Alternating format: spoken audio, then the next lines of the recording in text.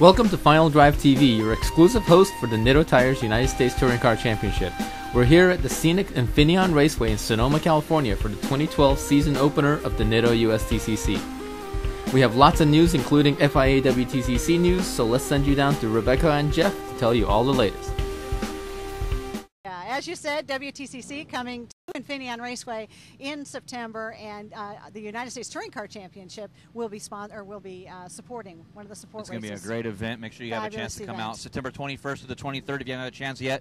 Follow all the touring car action at ustcc.com, ustcc.com, or FIAWTCC.com as well for the World Touring Car action. And it's going to be a great time. And you know, it's just excellent. And like I said, Brandon's over there right now representing United States. The first time a USA driver has ran in World Touring Car, European Touring Car, and he's done a great job over there. And got to go to Monza. I mean, come on now.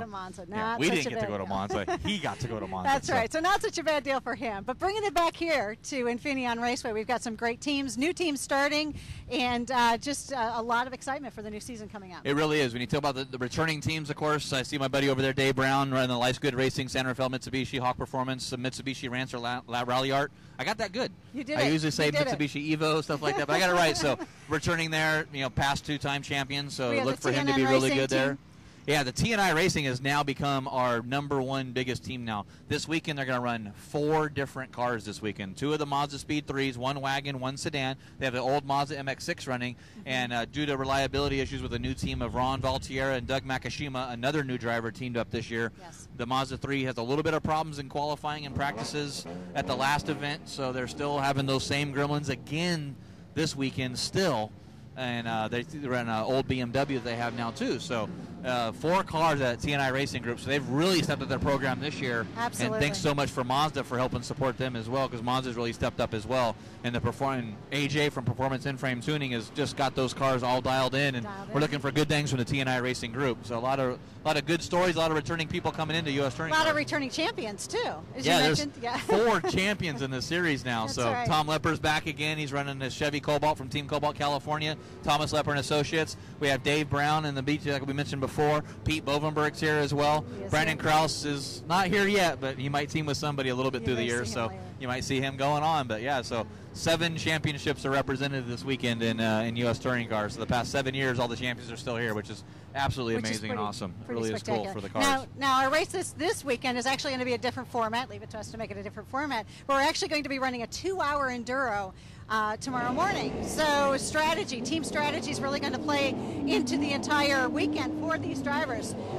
Fuel stops, they are not required to stop for fuel, so that'll be a strategy, or could be. Can a car make it the entire 2 hours on 1 tank of fuel, or do they need to come in and refuel? Exactly. So we've it's got going to be a lot of strategy going on. storylines starting for you on this one. Yeah, I was talking to Chris Locken a little bit earlier. He's here now, first time in U.S. Touring Cars. His brother Brian ran a little bit before. Now younger brother Chris is back with the Honda Prelude. Now, not the championship Prelude, but another Honda Prelude. So Chris Locken is returning. Talking to him earlier, he thinks he can make the whole distance without stopping. So he says he's going to give up about a second and a second and a half in lap time, but he'll make up that time by not having to pit. Absolutely. So we've got it's some like I said, the strategy is going to happen. Then you have the Mazdas or the turbocharged Cobalts that can only go about an hour on fuel. So they're talking about making 2 pit stops. So it's, man, I don't even know how to do the strategy. This is why these guys get paid the big bucks. I'm over here. Well, the car actually, we were planning to use it in enduros. I bought it just a couple months ago, planning to do the Work Series, and then last year's champion, Brandon Krause, he said, no, you need to do U.S. Touring Car. They do enduros too. So I said, okay, and he helped me. He hooked me up with a great deal on some Roto wheels and the Nitto tires, and here I am. And we plan, our strategy is very much going to be an enduro strategy. It's going to be just kind of the tortoise strategy, fuel strategy, making sure we're there at the end. Excellent. So it sounds like you've had a little bit of time to prepare the car. We're starting and we're going into a 2-hour enduro. Anything you want to share about your strategy today? Stay cool, stay calm, don't hit anybody. It's to first finish the race, you must first finish. So, or to finish first, you must first finish is the motto. So we take it easy and go at a steady pace and hope to cross the line. We had a great year developing our San Rafael Mitsubishi Lancer Rally Art, and it came on great. You know, it took a year really to get it going, We had a failure the first race, but we podiumed 5 out of 6 of the other races, winning the last race of the year. So we're looking for 2012 to be real strong for us, obviously. And we're in good position. You know, we qualified outside pole today, so we're happy with that. We got the young hot shoe here with us from the 3R team, so that's fantastic. You know, this is shaping up to be an awesome year in U.S. Touring Car. I mean, the involvement with World Touring Car, the field's growing like crazy. The competition is continue to go through the roof. I think it's shaping up to be the best year ever. And we had some really great years in 05 and 06, gigging with IRL and IndyCar and a lot of the big name races with really big fields. But I think the quality of team, the quality of the performance of the cars, and the quality of the drivers is really outstanding this year. So I'm really excited to be part of it. Yeah, well, we're excited you're back also, and you are absolutely right. We have got an outstanding season that we're looking at, and we're just on the front end of it with a 2-hour enduro tomorrow. Any thoughts on tomorrow? Do you want to share strategy, or maybe not? Survive. You know, boy, it's endurance racing nowadays is getting pretty interesting, because it used to be you save the car, save the driver, save the tire, save this, save that. It's not that way anymore. These guys are building these cars to run flat out as long as they need to run. So, boy, we'll play that game if we have to. I'd rather not, but we will. I think we have a strong car. Mitsubishi has always proved to be a really strong car. Works has done a fantastic job tuning the car for us, so we know we're safe and we make good power, and we can make it all year long. So we proved that last year with 0 motor problems. So that's been a great deal. Hawk brakes. We have the best brakes known to man. So let's get to that our starting grid. In pole position, we have Robert Thorne in the k-pax Volvo C30. On the outside of row 1, we have the Brown Chicca Hawk Sanderfeld Mitsubishi Lancer Rally Art. On the inside of row 2, we have Felipe Cabezas in the T&I Racing Mazdaspeed 3. On the outside of row 2, we have Chris Locke in the Rotor Wheels Honda Prelude. Row 3, we have Pete Bovenberg in the MBO Motorsports Honda Civic. On the outside of row 3, we have Larry Banney in the DellCity.net UTI BMW M3, last year's Rookie of the Year. Row 4 starts with Doug Makashima in the T&I Racing BMW M3. Next to him will be AJ Gracie in T&I Racing Performance In-Frame Tuning Mazda MX-6. Row 5, we have Ollie Arsham in the DellCity.net UTI Hyundai Genesis. Outside of row 5, we have Tom Lepper in the Cobalt California Acura Integra. Tom was supposed to start with the Chevy Cobalt SS, had problems, is now switched to his Acura Integra, the backup car. And in row 6, we have Curt Simmons in the MBO Motorsports Dodge SRT4. And next to him is RJ Reeves in Accutech Racing Acura Integra. Row 7, we have Ron Valtierra in the T&I Racing Mazdaspeed 3. Next to him, Gordon Punn in the DellCity.net UTI Acura Integra. Row 8, we have Sean Yu in the Dom Sport HPD Honda Civic. And outside of row 8, we have Tom Milburn in the Speedy Motorsports Acura Integra. Row 9, we have the Daryl Chan-Ben Ho combination in the B&K Motoring Honda Civic. Outside of row 9 is Andy Chittum in the RM Peterson Construction Mini Cooper S. Now, starting in our GT class, in row 10, we have Robin Reiner in the R&D Builders Porsche 911. Next to him, second place overall in GT, is Billy Maher, Bavarian Tuning BMW M3. Next to him, Skip Rabazzi in the row 11 in the Morgan Hill CrossFit Porsche 911. Row 11 next to Skip is Greg Ross in the Motivation Motorsports Porsche 911. And finally, rounding out the group is Ken Kurtz in the Weld Wheels Pontiac Trans Am. Okay, here we go. Green flag's about to drop, and we are on board with Dave Brown. And Dave, with that four-wheel drive, as usual, takes off like a rocket and actually blows by the Volvo. Absolutely. He owned that turn 1. Look at that. Wow, he's got exactly what he wanted. Last year, he always said he wants to get to the front, would be on the front row so he can launch with that four-wheel drive and get to the front. And sure enough, now he's got clear track right in front of it. Boy, look at the gap he's built on the Volvo already. Absolutely. You can see that in that in-car rear-facing camera that's down in that lower right-hand corner of the screen there. Yeah, he's worked out a pretty good margin here, and already, just a matter of 4 turns. 4 turns. Very, very nice start for Dave Brown. He is absolutely right in his Lancer. It takes right off. Now, keep in mind though, now let's watch him on board. Now, this is the view from Robert Thorne's Volvo. See how Dave just pulled away? Let's watch and enjoy this view for a little bit. Absolutely. Now, Robert Thorne, just one extra comment, has got some really nice onboard graphics here. So you can see his position on the track in that upper left-hand corner, and then down in the the lower left-hand corner. You have the speedometer, so it shows his speed in miles per hour. So let's whoa, Dave Brown got a little sideways there. So let's watch this for a few seconds, and we'll let you enjoy it.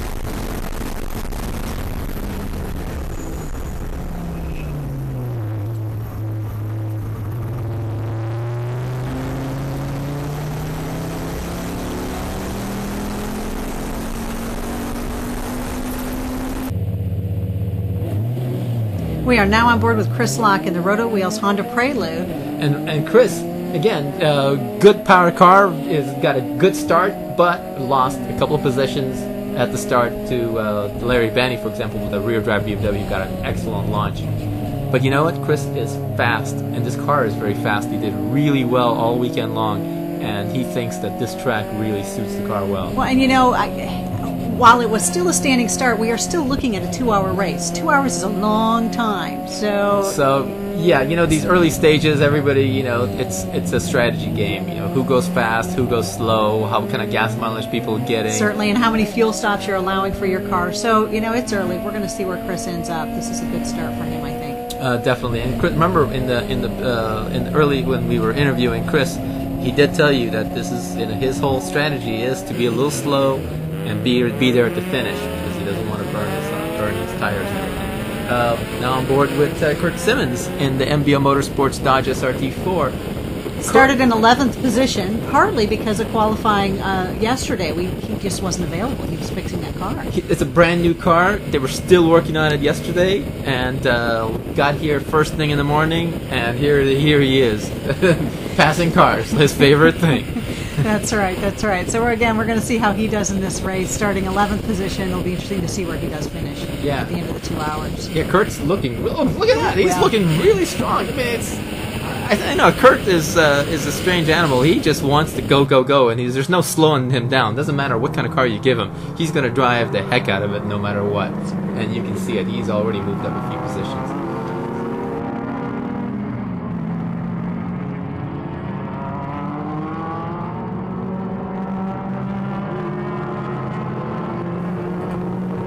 So our top three have really settled into some positions now. First, we've got Dave Brown in the number 1 position, followed by Robert Thorne in the Volvo, and bringing up third place is Cabezas. Yeah, and these guys have been working a lot as we're on board here with Pete Bovenberg. These guys have been working a lot off-season trying to build up their cars, improve their cars. Of course, the Volvo is brand new. This is Robert Thorne's first race with the United States Touring Car Championship and his first time here at Infineon Raceway. First time in Infineon, but Felipe Cabezas and Dave Brown have had a lot of experience here. They've been making a lot of modifications to their cars. On the Mazda, they've had all new suspension, new dampers, new everything on the suspension, which they say have been working on much better. The car's been much more improved. And Brown has been working on increased power, making that heavy car handle. Really dialing in that car. Last year was a bit of a development year for the Lancer. Exactly. And they feel like they're going to come in real strong this year.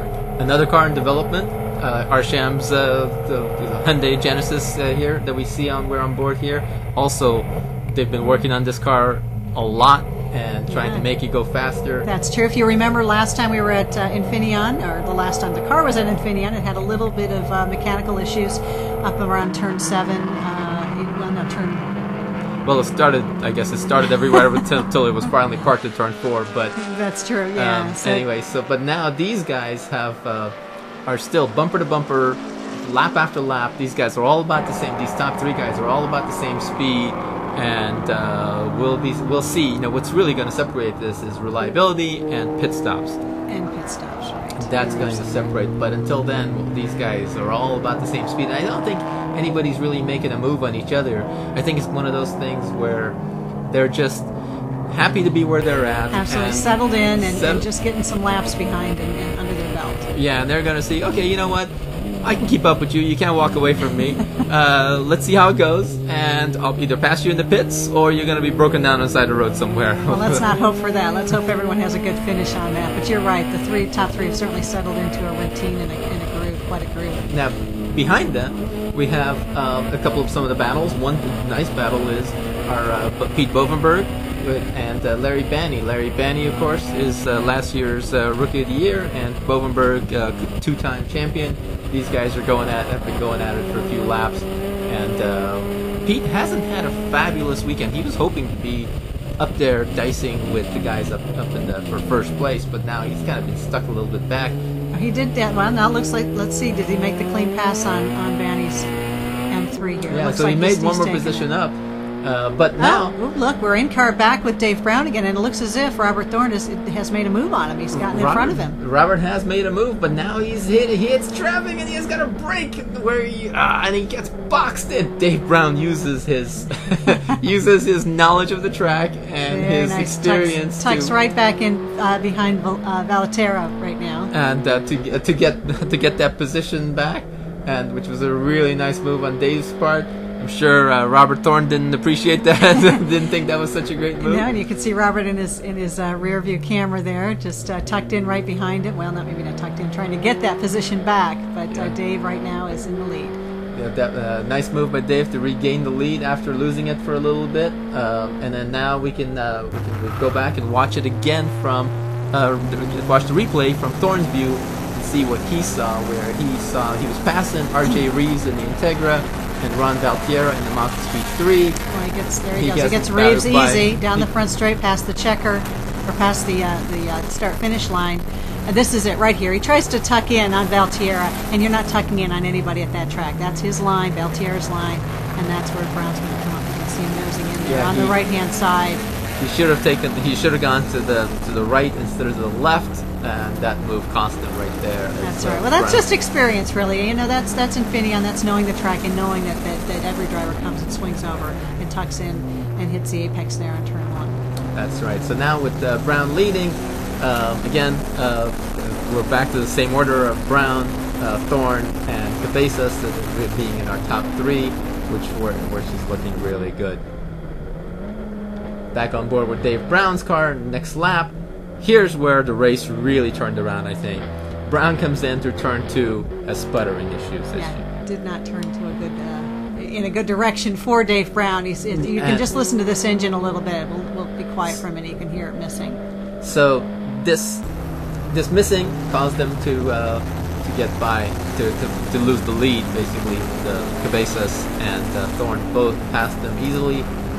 So now Dave's going to be limping around the rest of that track, getting into the pit space. Now the good news is on a 2-hour enduro, he may still have an opportunity. His crew is sitting in the hot pit, so they're going to be right there for him to take a look at what's going on. So at this point, Dave immediately radioed his crew, told them what's going on. They told him to pit, and he decides to come in for an early pit, check the fuel, maybe add some fuel, and go out. See if something is really a quick fix on this missing mechanical. Because if it's a fuel issue, then they can just dump some fuel in there and they can go back out.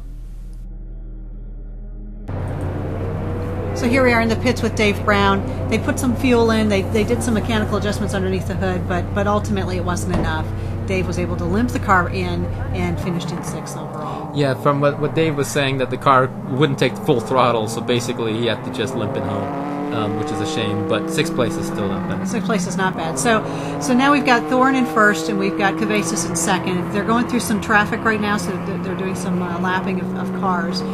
Positions 3, 4, and 5 are really in their own fight, with a little bit of a gap between that. Definitely, yeah. Yeah, 3rd, 4th, and 5th is basically a fight between Doug Makishima's BMW M3, Curt Simmons' Dodge SRT4, and Chris Lock's Honda Prelude. Those guys were having the fight for 3rd, 4th, and 5th. But behind them, Doug was fast and was really on his way to finish it for a podium. But unfortunately, early on lap 1 of the race, and here comes Bovenberg with a broken rear suspension. Looks like, Did you see? Okay, you almost saw a replay of that one. Did you see that wheel kind of?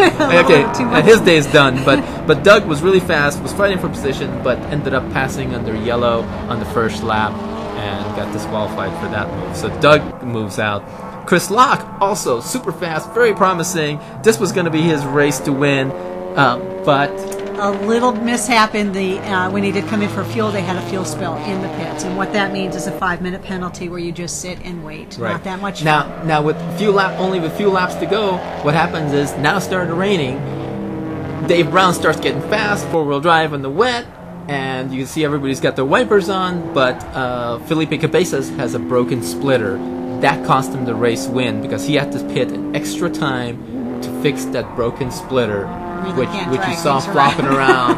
And that meant that the Volvo passed him while he was in the pits. So Thorne's Volvo got the lead with Thorne back in with Cabezas back in 2nd place. Sorry. That's right. And so that was a big turning point of the race right there. But as the race progressed, in this point, you see the rain started coming down harder and harder, and some cars got faster and some cars got slower.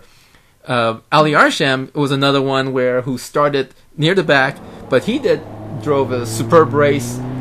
Very consistent race. Very good strategy with fuel, and did really well and ended up finishing 4th. After totally missing most of Saturday, having no practice, was really happy with that. Very, very strong comeback. But the guy who was the star of the show, Robert Thorne, in the Volvo, brand new car, brand new to the track, never been here before, takes the checkered flag. Takes the checker. And wins coming from far away to do this. That was a brilliant race. Everything went well for them.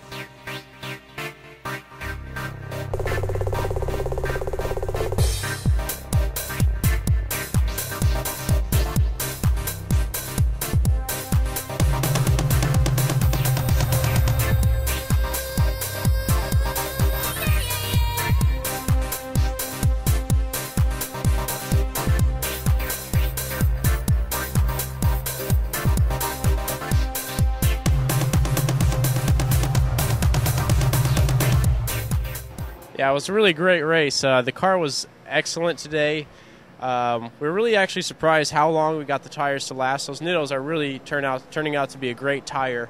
The whole team and crew did an excellent job prepping the vehicle, and Volvo has given us a great car to start with, so no problems here. Thank you. We had a pretty good pace. Actually, we ran the fastest lap of the race by about, I think, 0.7 or 0.8 seconds.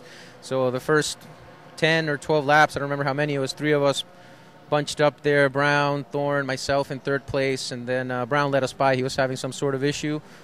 And Thorne and I got by, and we were basically, bumper to bumper most of the time until I had to stop for fuel.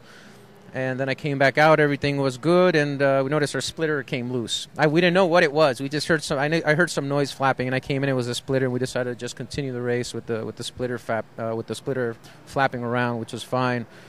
But overall, it was good, hard race. 3rd place finish is excellent for Curt, who has brought in a new car and missed qualifying yesterday. So tell me a little bit about the car and your start position. Well, this is a ex-Grand Am Cup car that hit a tree and rolled over, and it pretty much took a few years to put back together. This is first outing. I didn't even get it off the alignment rack yesterday till 2 o'clock on Saturday. Missed all yesterday's sessions, and got out for like 3 laps late in the day just to sort the car a little bit. Had all kinds of problems with it. Worked on it the last night till 10 o'clock, and put it on grid, and it finished the race.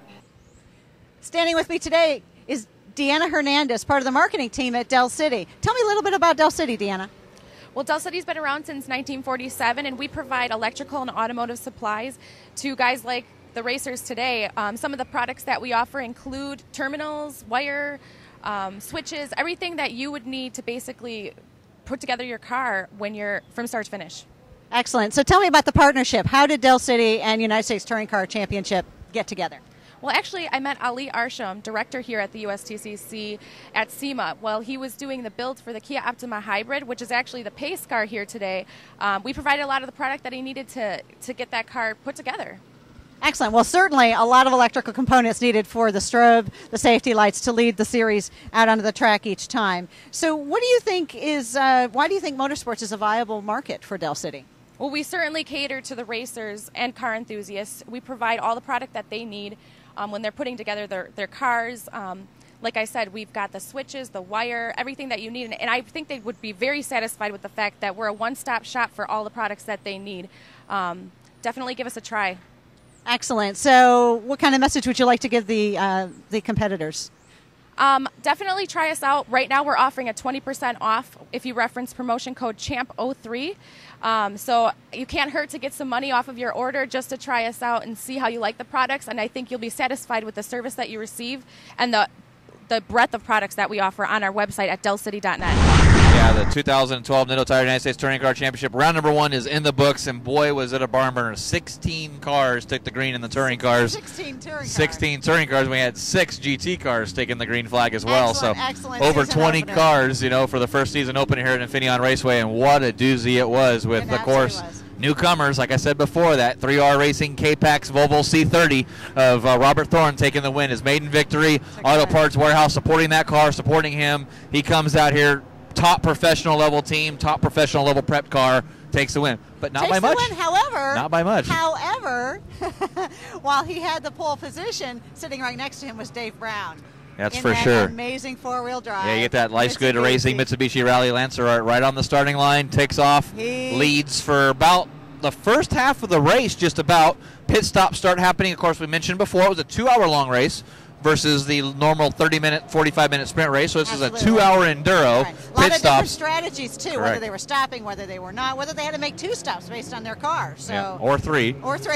And that was the determining factor in this race. Felipe Cabezas in the T&I Racing Performance In-Frame Tuning American Canyon Collision Mazdaspeed 3 had to stop 3 times for fuel. 3 times? If he didn't stop for that, he was leading after the second stop.